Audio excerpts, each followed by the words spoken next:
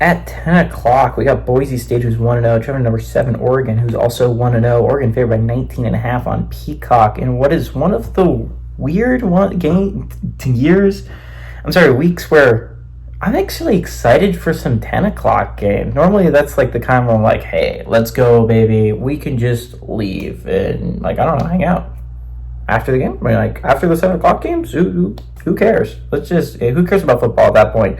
I'm going to care about football at that point. Maddox Masden he went 22 of 31, threw for 280 yards, 1 touchdown, 1 interception. Ashton Gianti had 20 carries for, count them, 267 yards and 6 touchdowns. What? Is crazy. Cam Camper had 4 catches for 99 yards. Dylan Gabriel went 41 of 49, threw for 380 yards, 2 touchdowns, 0 interceptions.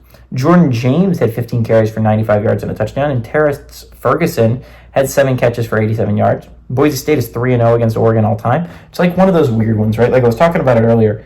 Why is Boise State 3-0 against Oregon all time? And it was like, why is Middle Tennessee State 3-0 against Miami all time? It's just like a weird, like, how are you owned by this random school?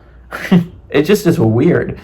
From 2008 to 2017, they beat them. They're 1-0 when they travel to Oregon. They're 1-0 in one-possession games. Both those games were the same game, by the way.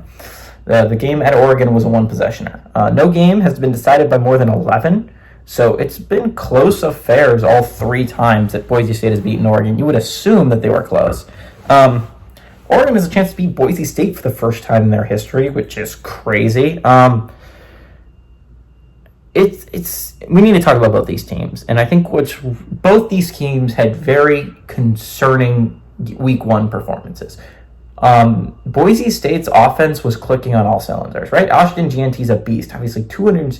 He averaged. Keep in mind, like he averaged over 10 yards a carry. Just keep that in mind. It's crazy. It's an insane stat.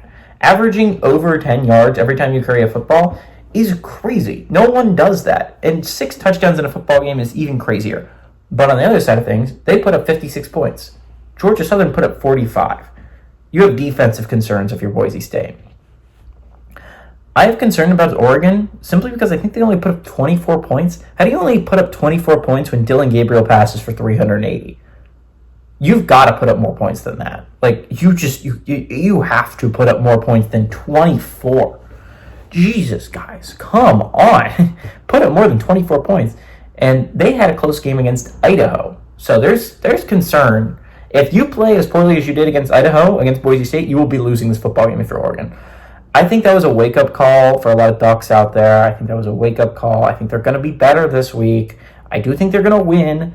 I think this game's going to be a lot closer than people think, though. Boise State, this is a chance to make a statement game, right? Like, this is a chance to make a statement if you're Boise State. If you even keep this game close, you're suddenly going to be the way favorite to go to the playoffs as long as you don't mess up, right? Like, if you keep it close against Oregon, people are going to be like, we should put Boise State in over Liberty, right? Because it's just like it's going to add to your resume. If you beat Oregon, I would say as long as you don't mess up royally down the stretch, you're a lock. You control your own destiny to making that playoff berth. No matter what Liberty does, as long as you don't screw up, you're in. I think Oregon's going to win, but I like Boise State to cover this game.